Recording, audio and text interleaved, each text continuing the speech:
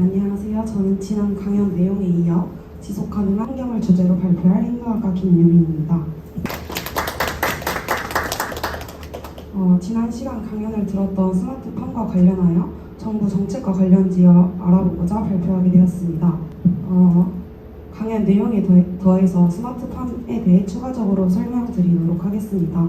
스마트팜은 센서, 정보통신 기술, 기기 제어, 빅데이터 등으로 복합 환경 제어를 자동으로 할 수 있는 시설 농업 기술입니다.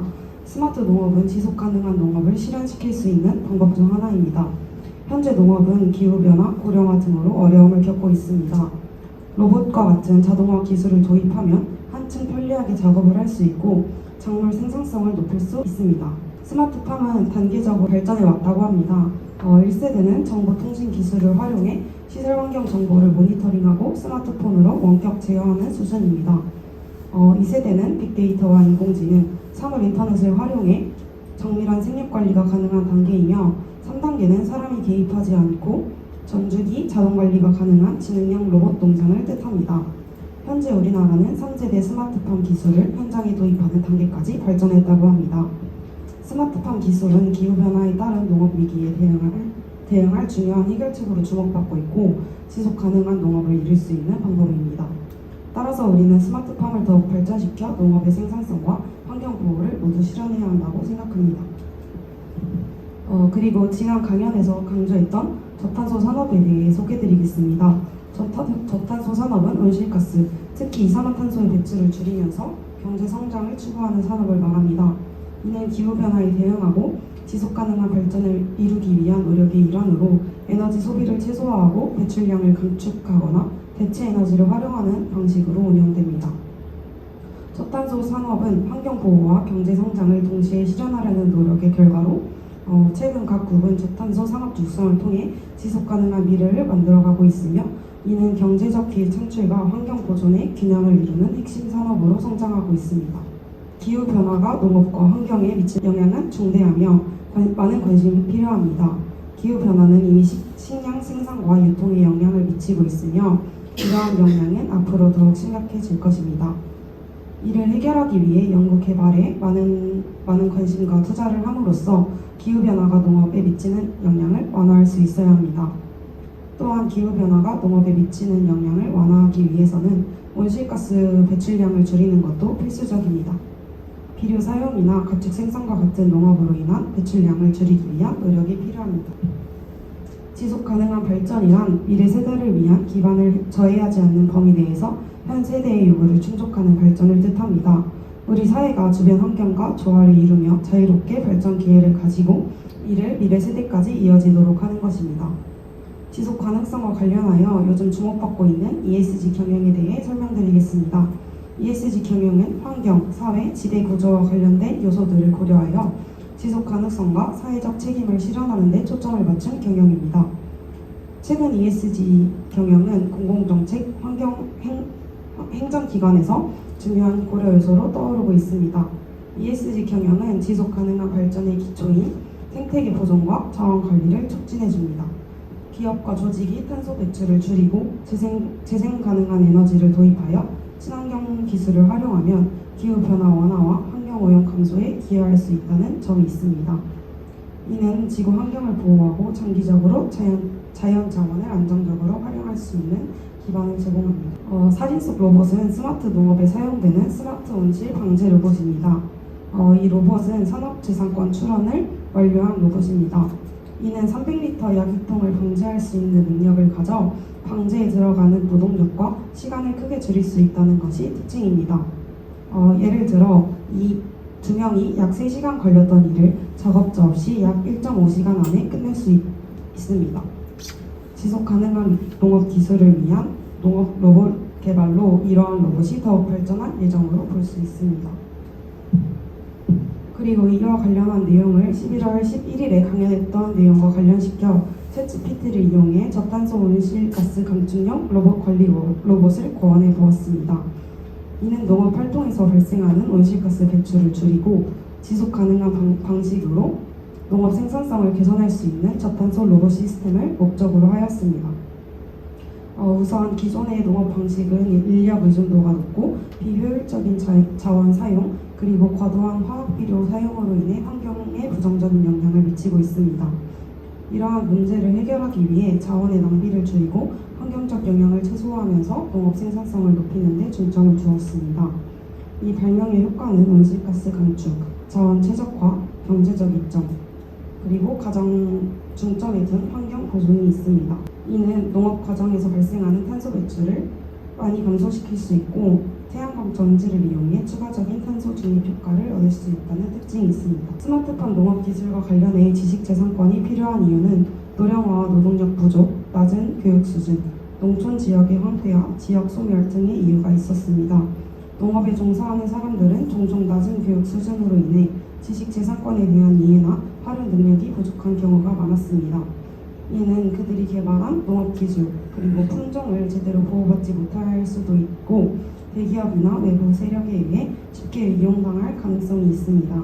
이러한 상황에서 저는 국가가 토양오염 방지 정책을 시행하는 것은 간접적으로 농업 종사자들에게 권익을 보호하고 농업 생산성을 높이고 지식재산권에 대한 필요성을 낮추는 효과를 가질 수 있다고 생각했습니다. 그래서 토양오염 방지 주요 정책으로는 특정 토양오염 관리대상 시설 관리, 즉 토양을 현저하게 오염시킬 우려가 있는 시설을 관리하는 것이 있습니다. 또한 광산 피해 방지 및 복구에 대한 법률에 의거하여 산업통상자원부 장관이 5년마다 방해 방지 기본 계획을 수립하는 것 등이 있습니다. 토양 오염 방지 정책은 농업 환경을 개선하고 지속 가능한 생산 조건을 제공함으로써 농업 종사자들이 보다 안정적으로 농사를 지을 수 있도록 돕습니다. 이는 농민들이 생산성 향상과 품질 유지에 집중할 수 있는 조건을 형성해 주기도 하고 지식재산권 문제에 대한 부담을 완화할 수 있다고 생각했습니다. 또한 기술 지원 프로그램이나 교육을 통해서 농민들이 이에 대한 토양 관리 방법을 배울 수도 있다면 지식재산권 활용에 대한 부담이 덜어지게 되고 국가의 지원 아래서 안정적으로 발전할 수 있는 기반을 마련할 수 있다고 생각했습니다. 추가적으로 환경 문제에 관련하여 찾아본 2024년 환경부의 국정과제는 건강한 생활 환경, 과학적인 탄소 중립 및 녹색 경제 전환, 그리고 기후 위기에 관한 물 환경과 자연 생태계 조성, 그리고 미세먼지 걱정이 없는 푸른 하늘, 재활용을 통한 순환 경제의 완성이었습니다. 또한 2025년 환경부는 물관리 강화, 탄소 중립 달성, 녹색 산업 육성 사업을 주로 예산이 계획된 것을 알 수 있었습니다. 그만큼 탄소 중립은 현재 우리에게 가장 중요한 과제 중 하나임을 알 수 있습니다. 그리고 이 강연 내용에서 기후 스마트 농축산업의 실천 과제로 저탄소 기술의 개발 확대를 언급하셨는데 이에 따른 최종 목표는 요즘 가장 중요하게 여겨지고 있는 온실가스 감축이었습니다. 그래서 제가 이번 연도 아주대학교 행정학과에서 진행하고 있는 온실가스 감축 사업에 참여한 활동 내용을 간략히 보여드리고자 자료를 참고해 보았습니다. 저는 급격하게 변화하고 있는 기후에 대응하는 국내의 정책에 대해 알아보았습니다.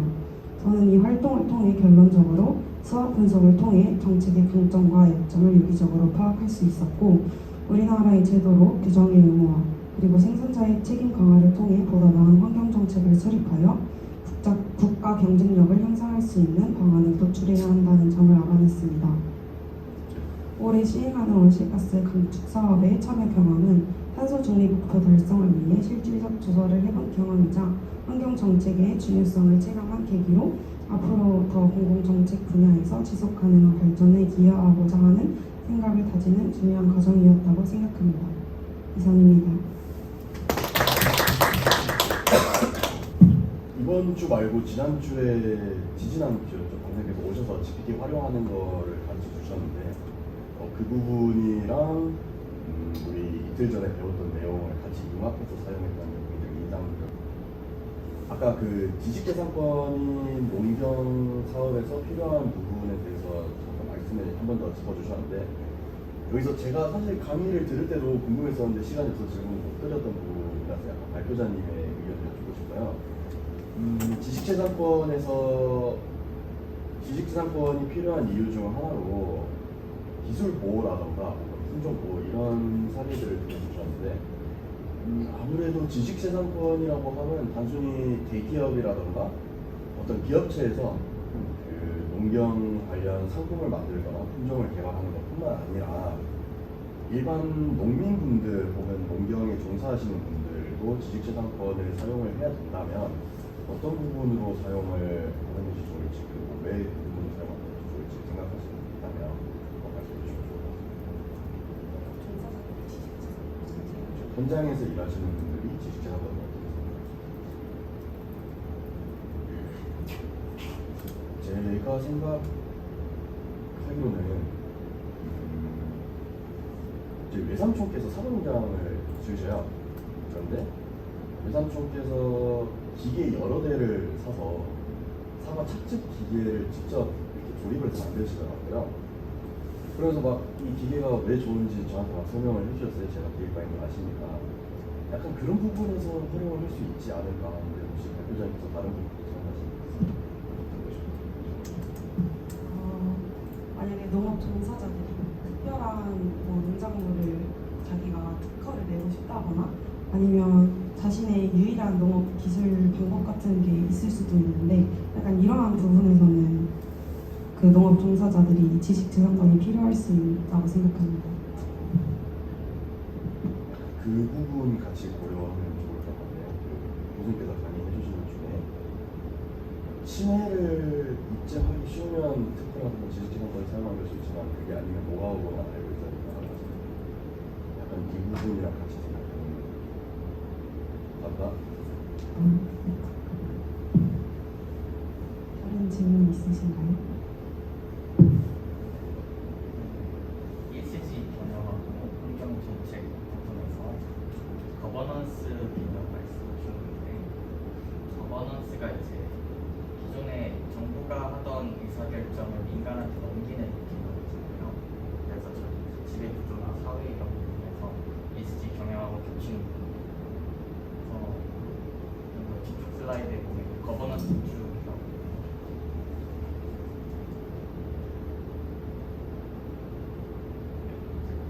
그래서 저기 이제 농촌에서 그 구성된 거버넌스는 어떤 의사결정을 해서 이제 스마트팜 확대를 하게 됩니다.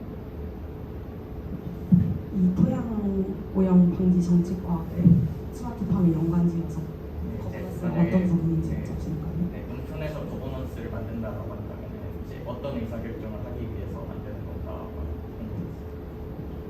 그 부분에 대해서는 아직 생각해보지 않아서 다시 조사해보도록 하겠습니다. 거버넌스 부분의 점이라고 할까요?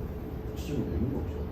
거버넌스는 그 이제 의사 결정을 할 때 회사 내에서 이제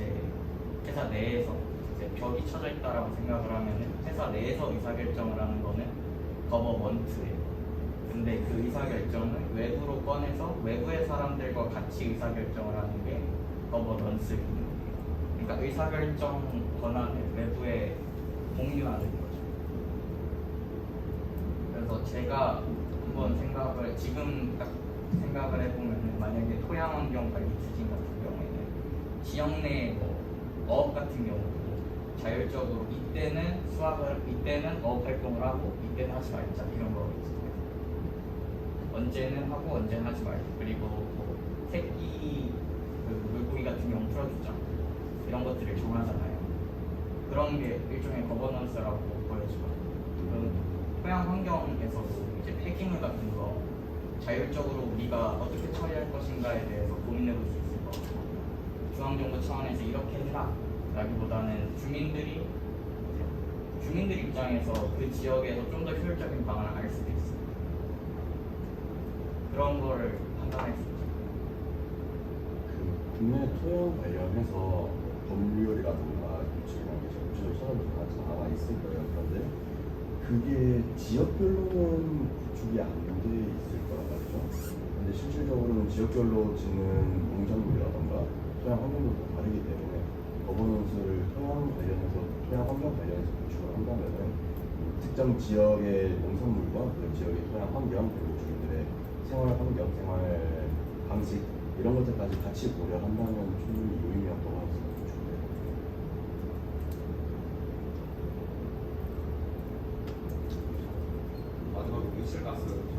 사업을 있었는데 거기서 수학 분석을 비교하신 걸로 기억이 나요. 그래서 혹시 그 사업 중에서 가장 효과적이었던가 기억에 나시는 부분이 있었어요?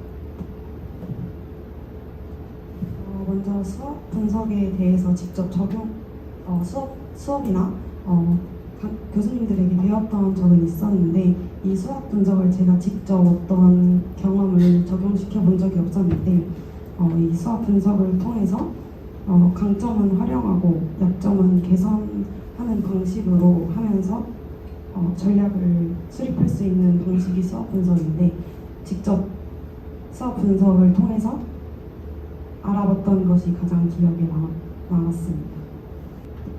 그러면 지금 환경 기후 변화 등 정책 지금 기후 변화 등 정책에 가장 강점이 될 만한 게 어떤 거예요? 우리나라의 이제 지금 기후 정책의 강점이랑 약점과 설명해 주시죠.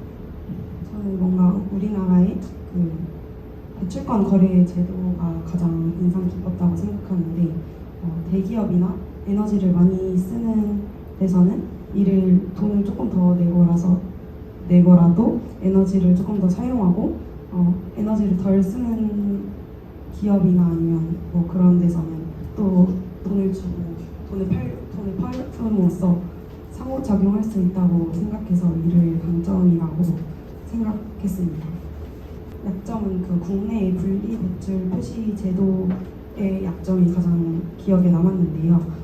이 분리배출을 표시하는 제도는 소비자들이 직접 표시를 해야 되는 방식으로 진행되기 때문에 우리가 직접적으로 불편을 겪는 부분이 약점이라고 생각했습니다.